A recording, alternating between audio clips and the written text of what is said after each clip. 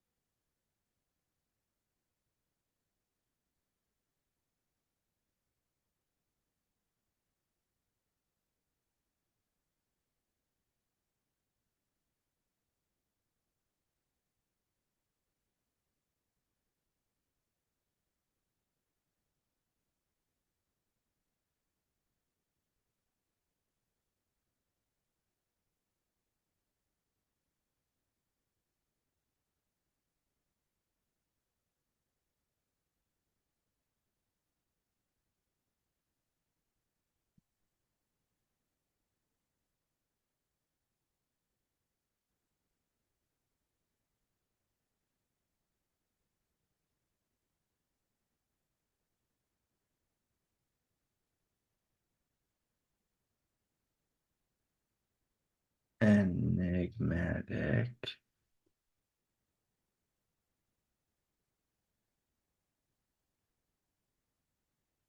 character.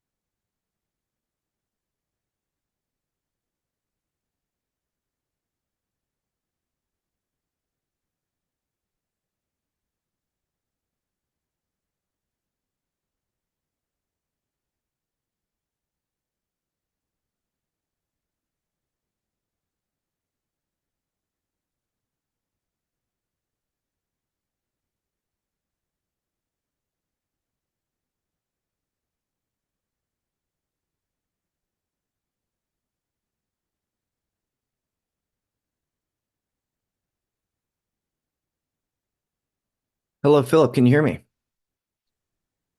Uh, There. I Good morning. Yes. Thank you for joining. I just want to be sure you can hear me. Can you hear me? I can hear you great. Can you hear Okay. me? I can hear you great. Thank you for coming on today. And Sure. also, if you'd like to, you can turn your camera off or leave it on. It's fine. This is an audio only podcast, but completely Sounds up good. to you. Appreciate it. No, the Um, less I have to look at myself, the better off we're going to be. I feel that same way. You know what? It's still a little bit early over here on the West Coast, so Yeah. I'll be in camera ready by about noon.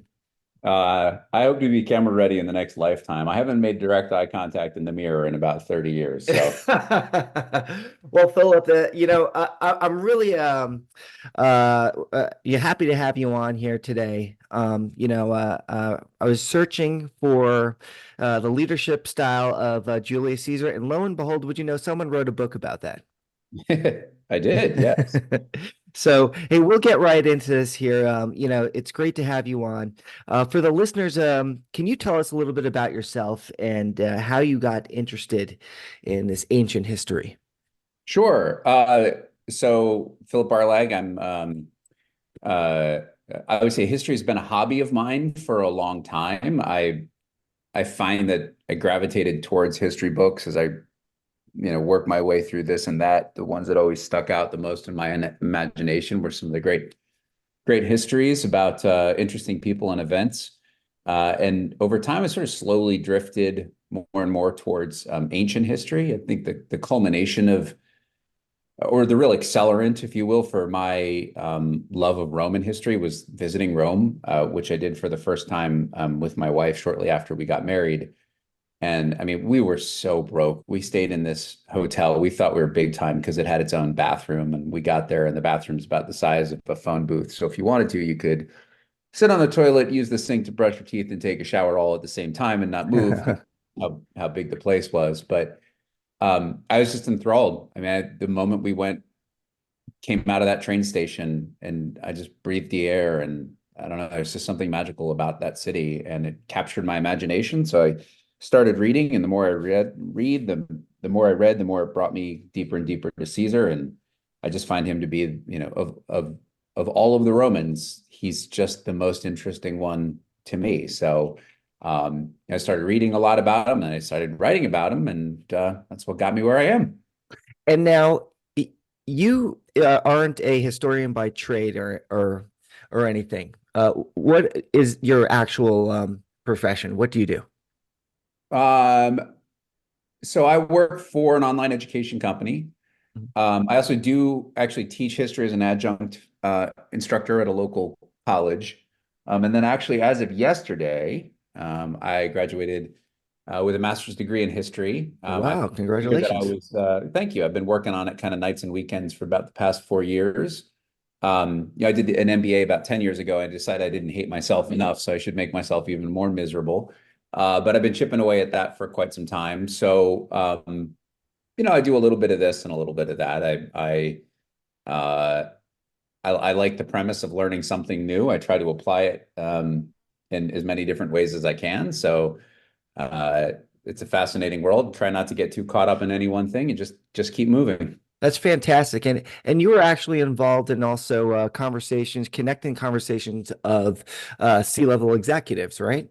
Yeah, so in a prior professional life, Okay. I was a facilitator of really high-end executive knowledge sharing communities, and so I had a front row seat to listening to some of the best leaders in business talk about what was working, what was not, helping each other out, lending their experiences to one another for the purpose of making everybody better.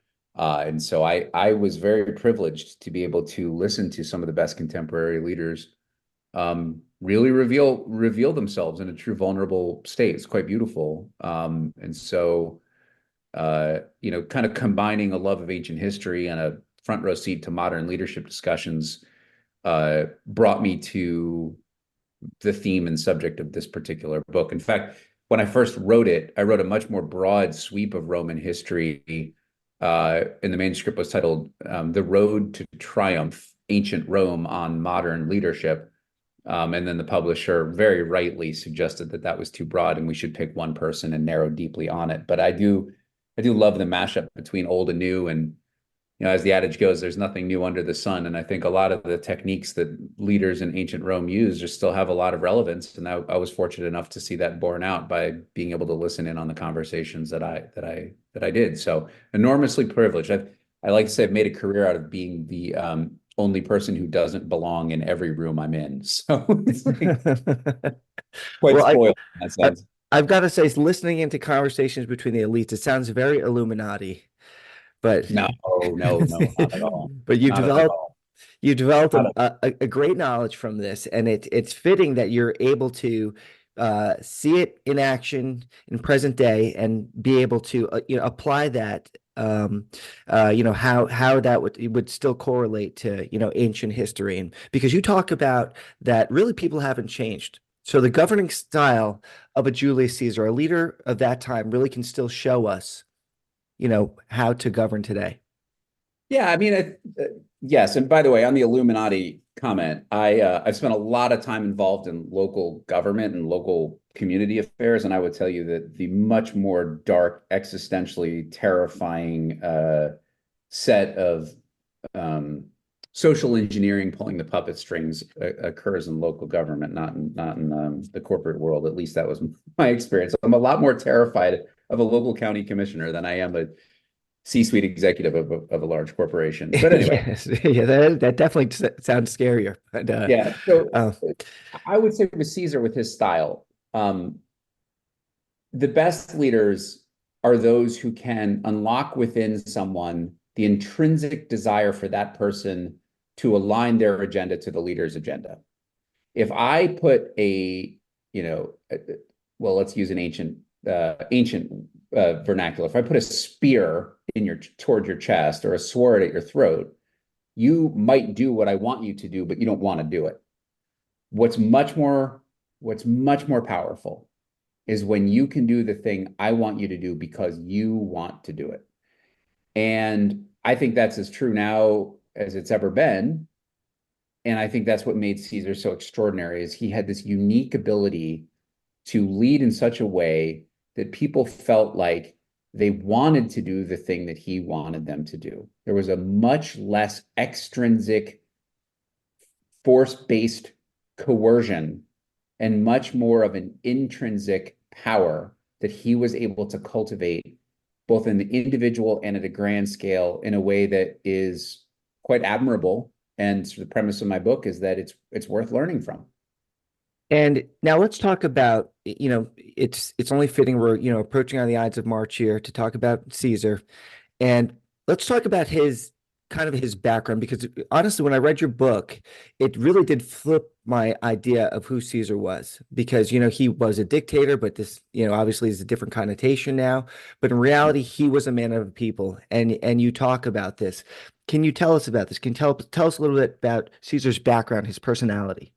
I'd love to, but before I do so, can you indulge me and tell me what you thought of him before you read the book? I thought he was a dictator. I thought that he was a tyrant and everything that you would think of in today's terms of dictator. I mean, we've seen the movies, but in general, that was my perception of him.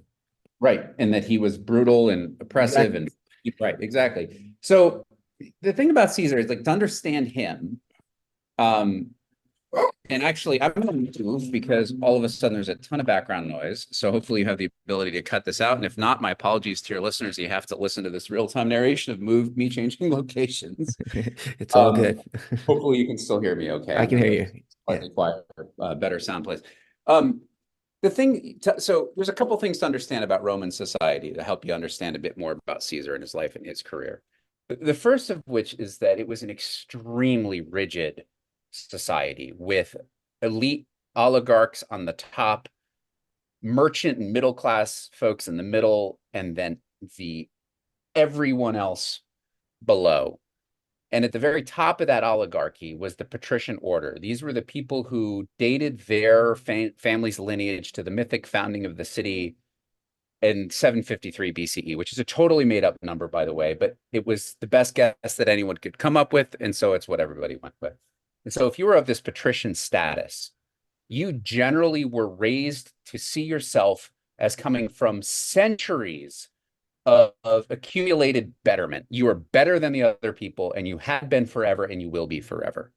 So the patricians, even among them was a hierarchy, and Caesar's family, the Julii, that Julii is his clan name, the Julius, if you will, is his clan name.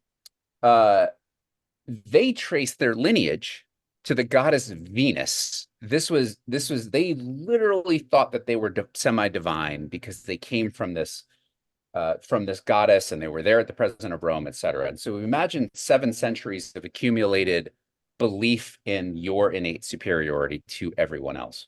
But the thing about Caesar is, despite his family's rank and pedigree and prestige, they were broke.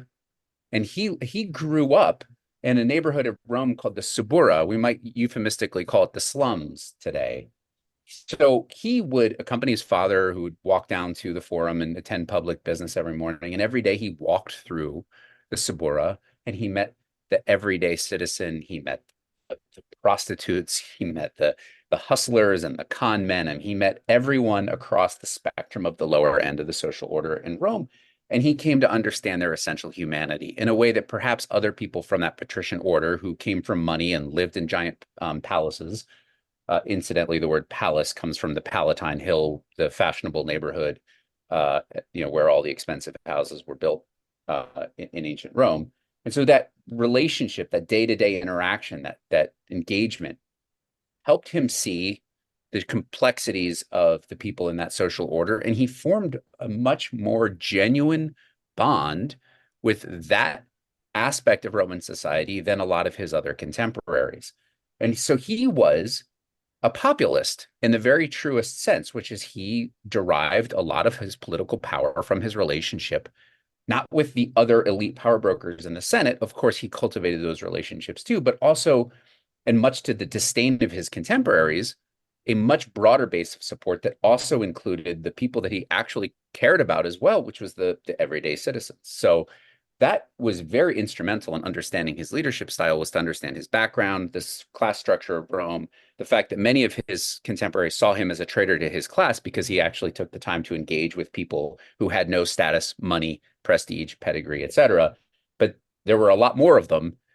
And by engaging with the lower elements of the social structure, he generated enormous support. Any one of them had very little to offer him, but in aggregate, that was tremendously powerful. And he was one of the very first Romans to truly tap into that in a very authentic and genuine way. And I'm glad that you mentioned the authentic part because you talk about this too in your book. Like his authenticity is really the thing that connected him to the people and made them feel that he was one of them. Now, do you think that today, this is something that is kind of lost? Is whereas you see leaders today as they're trying to pretend that they're one of the people, but we can tell that they're not. Right. Yeah, I think so there was precedent to Caesar, right? Caesar was, as you allude to or you mentioned the Ides of March, right? Ides of March 44 BCE is when he was killed by senators, many of whom were good, very, very good friends. It was truly an act of betrayal. Caesar was not the first populist. He was just the first who successfully managed to build a populist agenda that had a degree of momentum and lasted time. Other populists had come before in 133 BCE and then 123 BCE. The Gracchus brothers, they were very genuine in their quest for reform as well. There were others that were a little bit more cynical, really trying to use the local or the let's just call them the everyday citizens of Rome as a cynical tool to garner power. The famous Catiline conspiracy is, Catiline was had no real interest in the plight of the common man. What made Caesar so incredible is that he combined the sincerity with the actual effectiveness in a way that was truly unique. Everyone else that I've mentioned, either directly or indirectly, also was murdered by the Senate or by senators or by thugs hired by the Senate.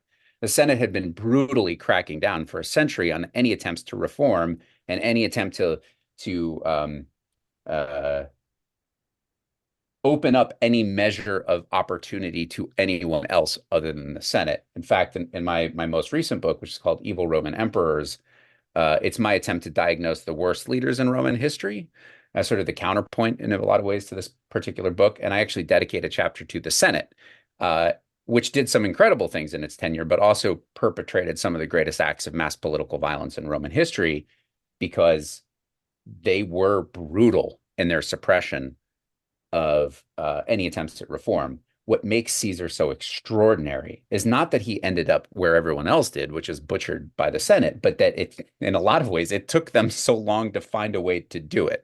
His ability to be successful in pursuing that agenda is actually was quite unprecedented. Now, do you think in today's time this is actually in a degree still going on where if you would try to challenge the Senate, I mean they would try to chop you down. I mean not literally kill you, but look at what's happening right now. You've got the Nancy Pelosi's of the world. They're doing insider trading right in front of us, going, go ahead, try to stop me. And good luck with that. Without commenting on any particular politician or political party or issue, I think it's definitely a truth that those within the power structure do everything they can to retain it, and that those on the outside do what they can to find agency within a system. And that manifests itself in a lot of ways. I mean, to my point about local politics, I mean, I look at some of the people that represent me I live in Georgia, in the Georgia State House and in the state Senate. Some of them are very good people, and some of them are clearly trying to carve out a world in which they maintain exclusive control on power structures. The ability to have access to power is a have and have not tension that has existed throughout the entirety of all of human history, Rome, Mesopotamia, pre-recorded history. It is a constant. So I don't think there's anything particularly unique about that in American society today. Obviously, some of the dynamics are going to be a bit unique and specific to this culture, but yeah, I think Caesar would get that um, metaphor. Yeah, I like to think of it this way. Of all the people from ancient history, if you could bring them forward and sit them down and have them be an observer of the modern world, he'd probably be the least surprised over how things have turned out. Right. And he might say, wow, I can't believe it, all this time, really, there's been no change, it's still Right. happening. He will Well, be very heartened to know, though, that you can still go visit him and that people still do. That 2,000 years later, you can visit his tomb or the site of his funeral pyre, and go be in the presence of where his last moments were. Put a coin or a flower on the spot, and if you happen to go to Rome, you should go do that because people still do, and it's actually quite moving. So he's very much remembered and loved to this day by the Romans, and by the everyday citizens of Rome 2,000 years ago found him in the champion, and today they still do. And it's actually, I find it quite moving, and I think he'd be very gratified by that.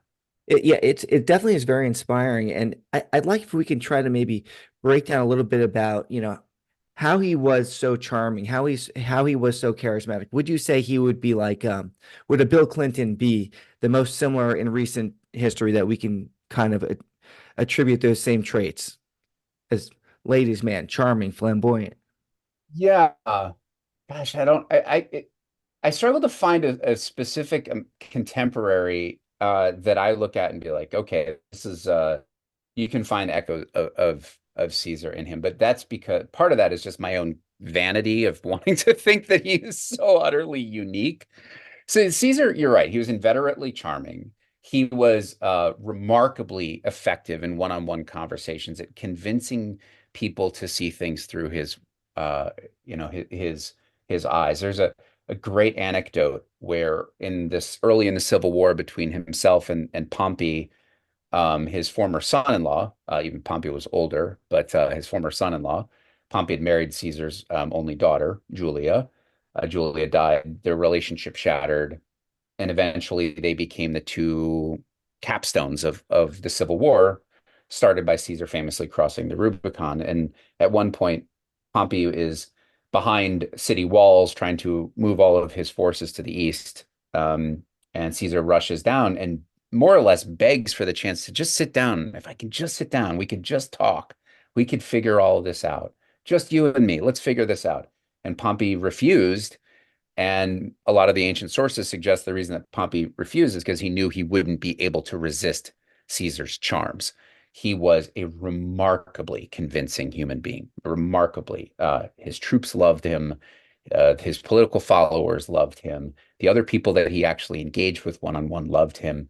But what made him really amazing, among other things, is his ability to take people that were his opponents and not necessarily just win them over, but at least move them up a level. So his antagonists, he could make neutral. The people that were neutral, he could make like him. And the people that liked him, he could make love them.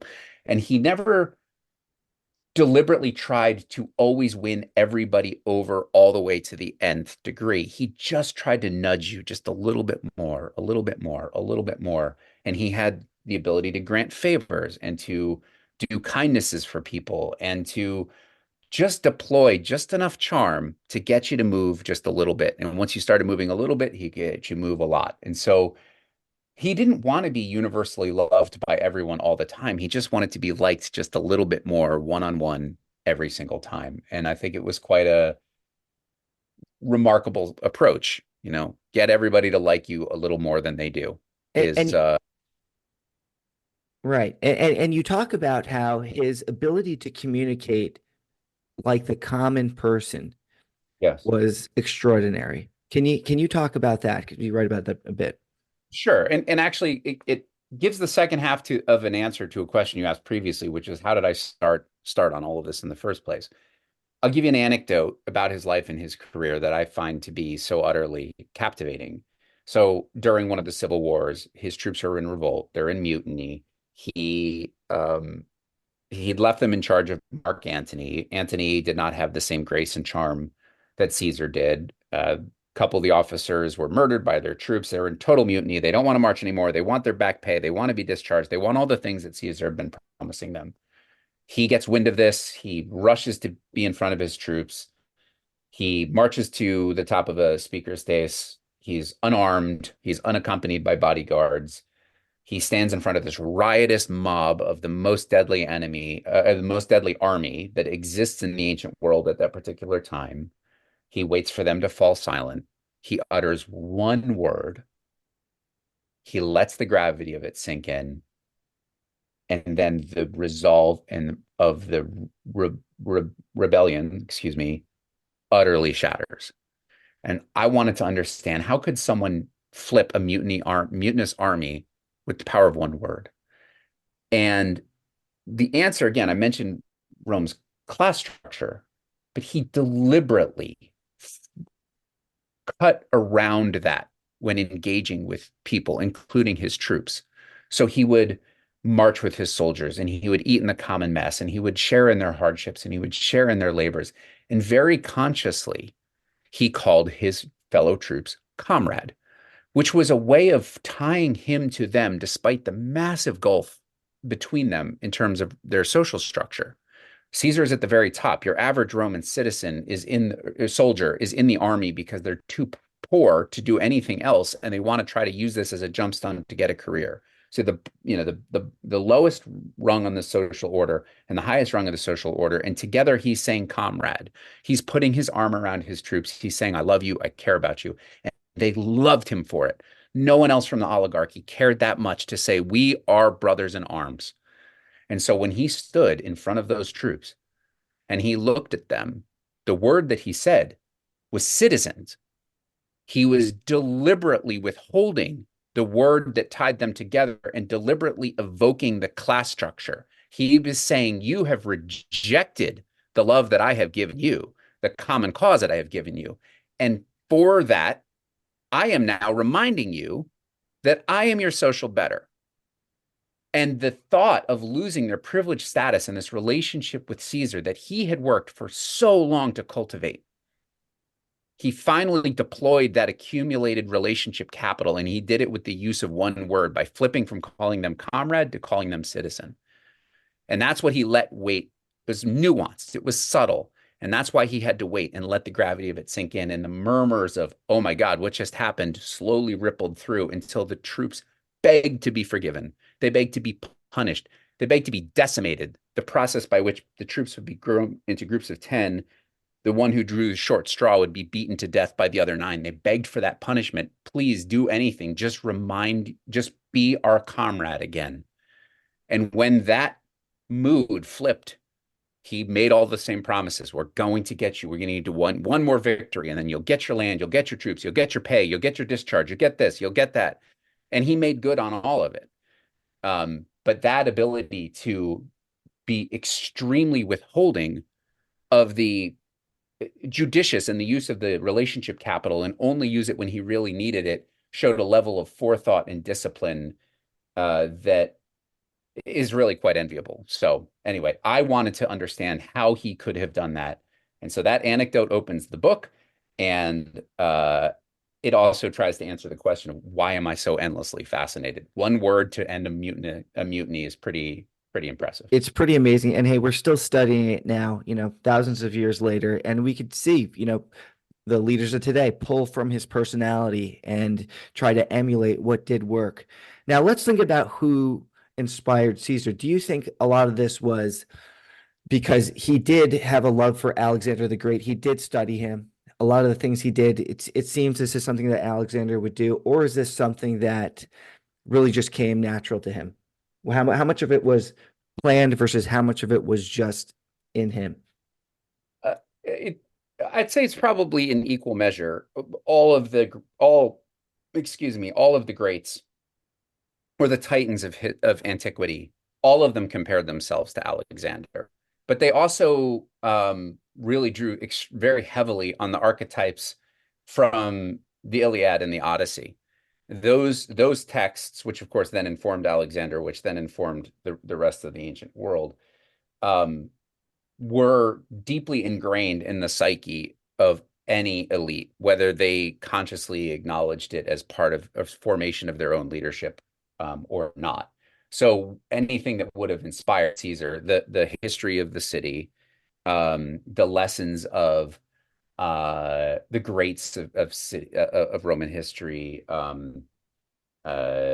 Camillus and Cincinnatus, all of the predecessor legends that had built up and accumulated.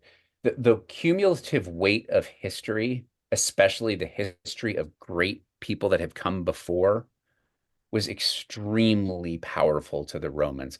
Much like someone who lived we still feel the weight of the mythologizing of Washington and Lincoln, and you look at the what's been built around them, the folklore of who these people were and what they meant, and that feels a tremendous weight, or it can feel a tremendous weight.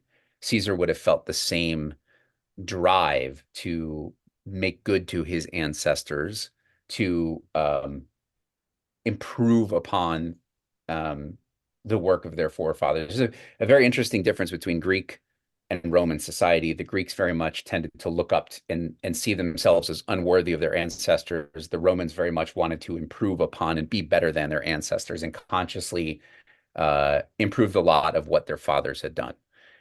Uh, and so Caesar would have had all of those social pressures guiding him, and the archetype of Alexander the Great is no exception. It's said that he, in his early 30s, wept at the foot of a statue of Alexander the Great because he felt that by the same age he'd accomplished nothing. And by comparison, Alexander had conquered the world. So I know I'm rambling a tiny bit, but yeah, absolutely, you cannot escape the shadow of Alexander the Great if you're in the ancient world. And people fight over who could claim the strongest tie to be his successor, if that makes sense. But Well, Caesar was man too. Sorry, go ahead. but we look at Caesar, and you look at Alexander, and he was more of a conqueror, but Caesar was also a great leader. Look what he's done, a great politician too, because a lot of what he did, and you write about this, is that he was also showed compassion. You talk about this is one of the other things that Caesar had that kind of separated him was he was merciful, right? Yes. See, and definitely Alexander indulged his temper a lot more than Caesar did. I mean, Caesar understood that one of the best ways to co-opt the power of others was to put them in your debt. And so Caesar lived at a time where there's a lot of fighting, a lot of civil war, and in a lot of cases, his political enemies would fall into his hands.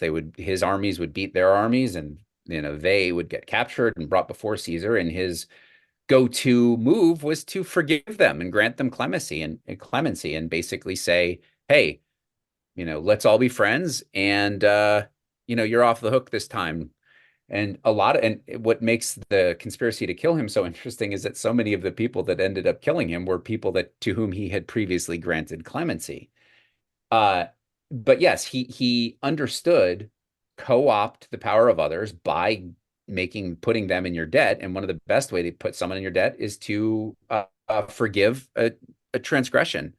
But we And Right. But go ahead. we can see now though, I mean, in hindsight, we look back and we say maybe this was his actually his biggest flaw because he made frenemies in a way. Yes.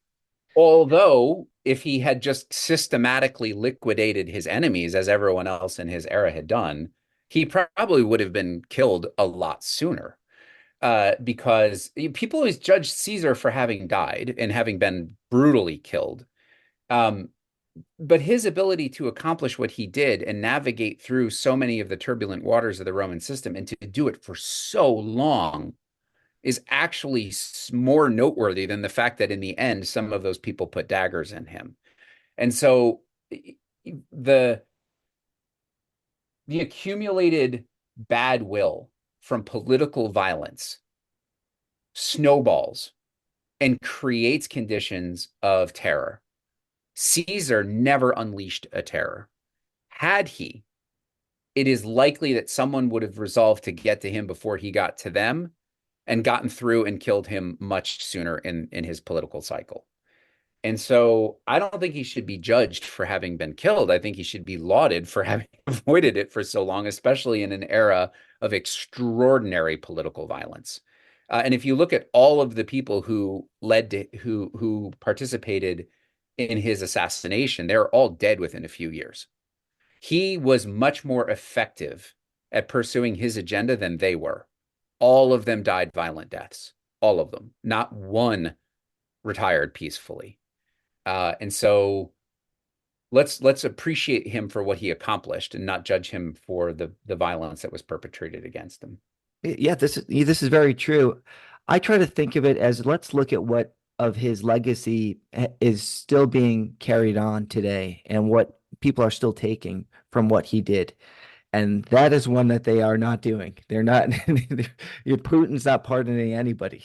No, You know, no. people have learned you don't let your enemies live. Right, right. And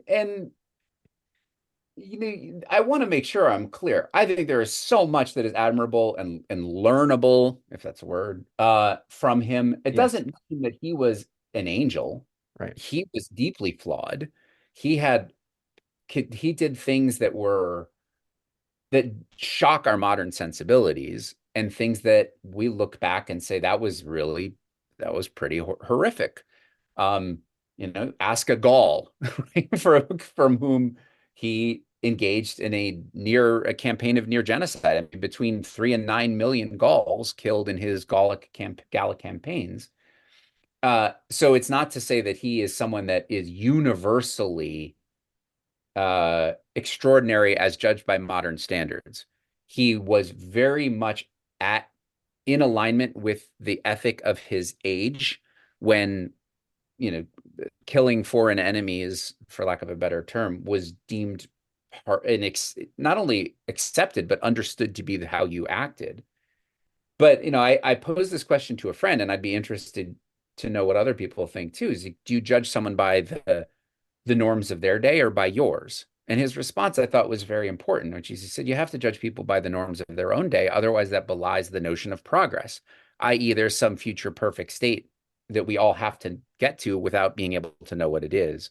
So Caesar was definitely not perfect, and especially by modern conventions, there were some absolute brutalities of him. But what is so noteworthy is just how deeply at variance he was with some of the ethics of his own day in a way that we would deem to be much more progressive. I don't mean that in the political sense. I just mean that he was ahead of his time, so far ahead of his time in so many ways, especially where leadership is concerned.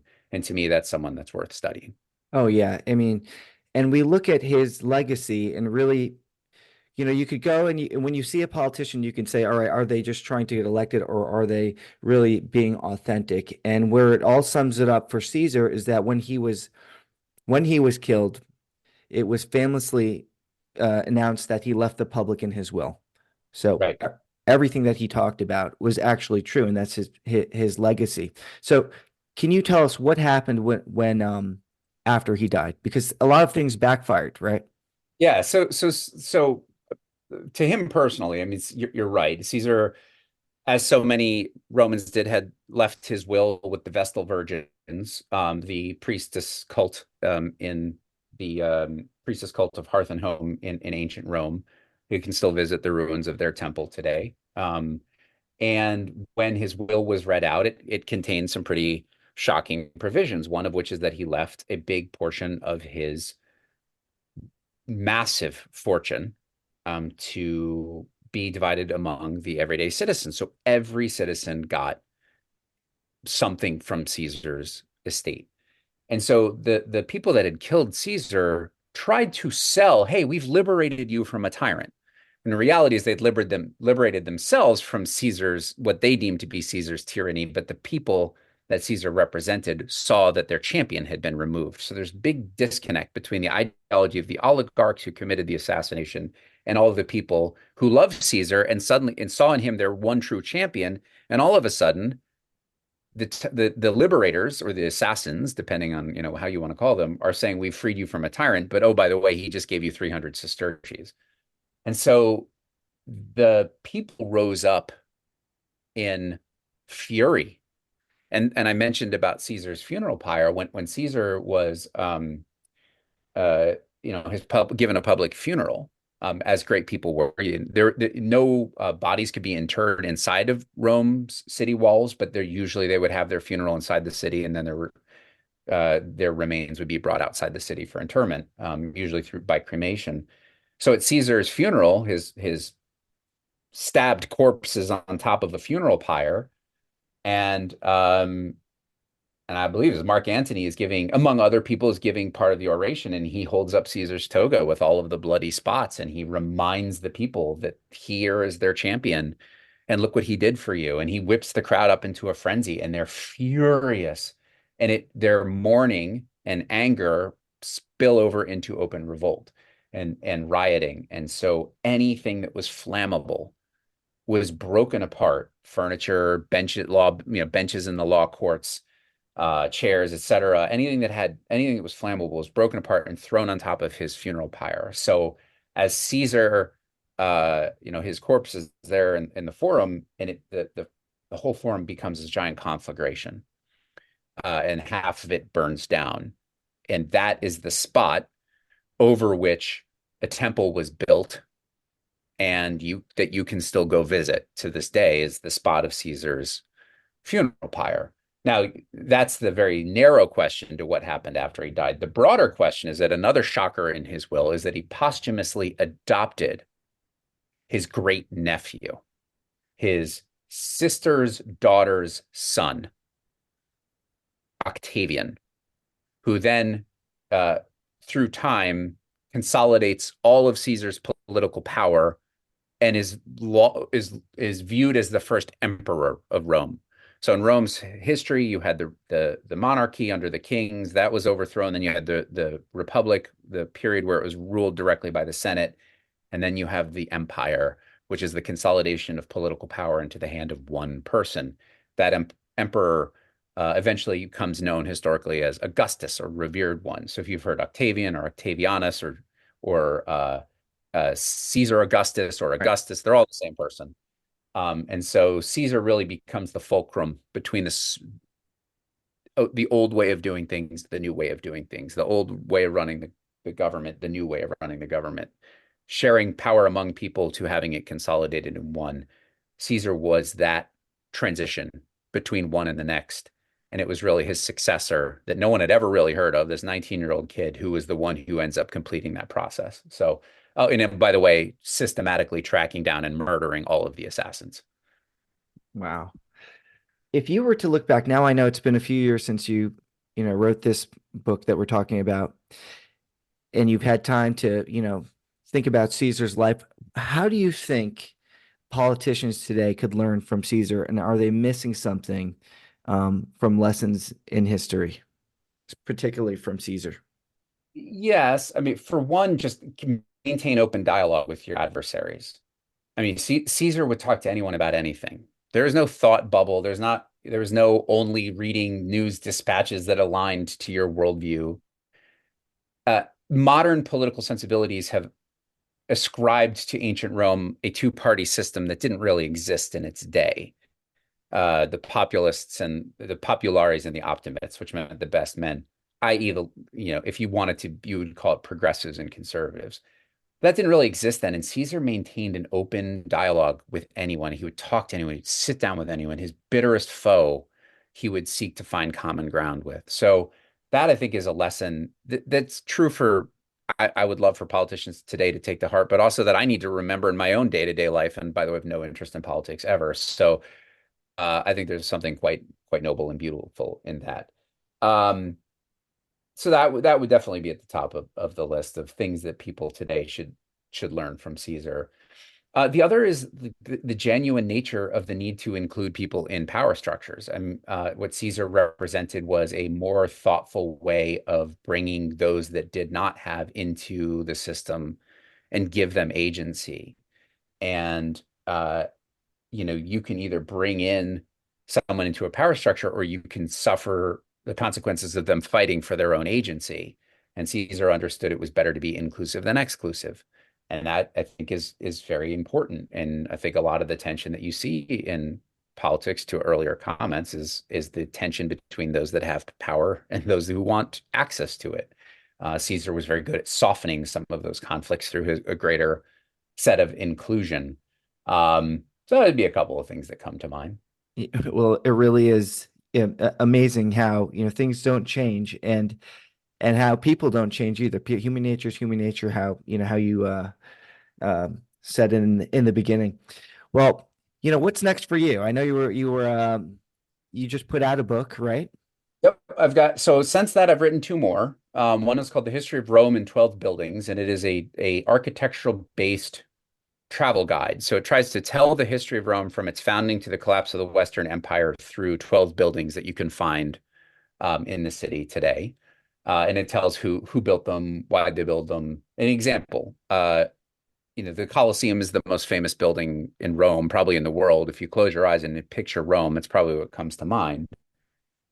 You know a lot about it, right? Gladiators fought there. Right. Some people know you have flooded it to host naval battles. Why is it called the Colosseum? What was on the land before it was built? Who built it? Why'd they build it? How did they pay for it? All those types of questions. And now imagine telling a series of stories that answer questions like that go from the founding of Rome to the collapse of the Western Empire.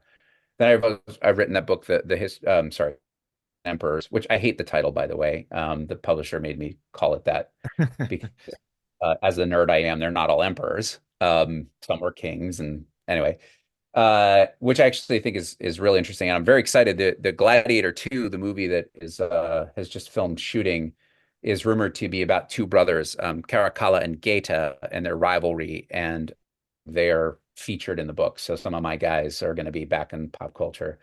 But right now, I am working on my own podcast series.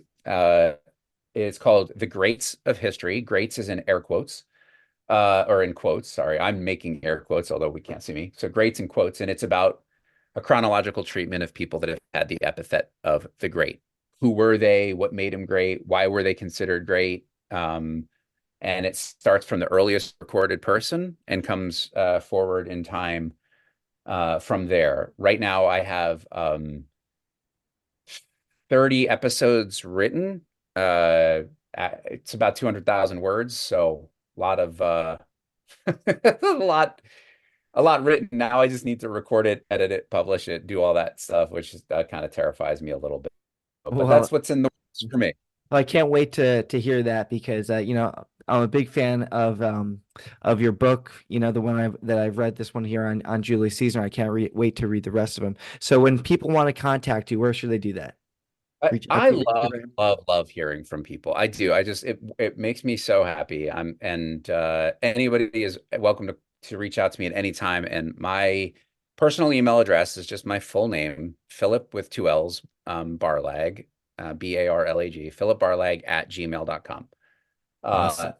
anybody can reach out to me at any time, and I'd love to hear from people. Are you on Twitter, Instagram? I am on. I'm more of a observer of Twitter than a participant in it. I am on Instagram just under Philip Barlag, all one word. Appalling lack of imagination on my part. Okay. Well, Yes.